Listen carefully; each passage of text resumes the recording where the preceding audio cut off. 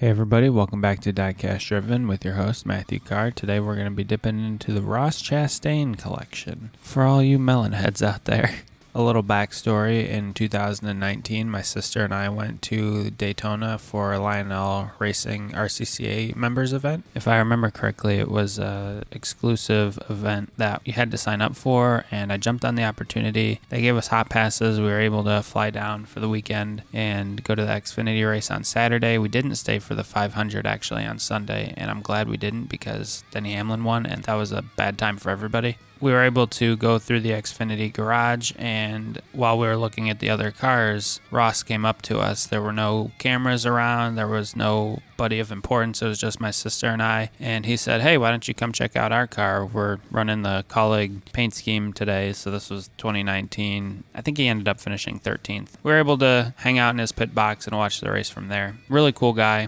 If you ever get the chance to meet him in person, class act. We've met him one other time at Darlington. Really nice guy, down to earth. Pretty much everything you see, you get from him. So that's why he's one of our favorite drivers. As for the car that's been rotating this whole time, it's from 2018. He raced it in the DC Solar 300 at Las Vegas in September, and he absolutely put a beat down on the field. This was a Chip Ganassi prepared car. He led 180 of the 200 laps, destroyed the field, and there's plenty of information about the whole DC Solar fiasco, and it's very unfortunate for Ross's career. He ended up doing pretty well for himself anyway, but there's plenty of videos that you can look up to see about DC Solar and the shenanigans that company was and pulled. Moving on to 2019, as you can see here, Ross was in the colleague car this time at the Circle K Firecracker 250 at Daytona. This was the July race, and it was actually funny when we met him in Darlington last year. We told him that we were at Daytona for his 2019 race, and he asked, "Oh, is it the one that we won in July?" And we said, "No,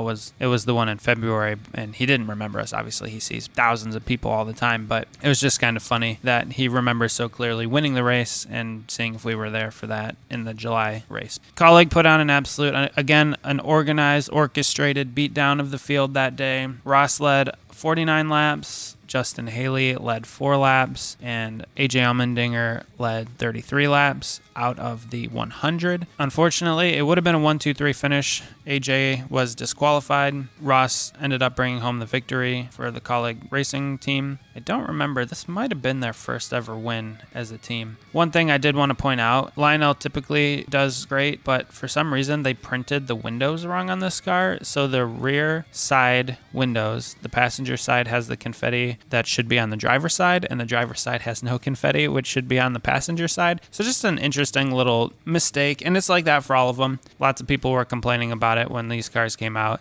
So it was pretty interesting to see that. Overall, I like both of these two cars. Ross's only 2 Xfinity wins to date. He doesn't really race a ton of Xfinity races anymore. If he does, I'll buy those wins as well. Next week, we're going to dip into the Truck Series for 3 out of the 5 wins that Ross has had in the Truck Series. And the 2 remaining ones, TBD on those. We'll see. Thanks, everybody, for tuning in. Hope you enjoyed these 2 Melon Man cars, and we'll see you next week. Bye.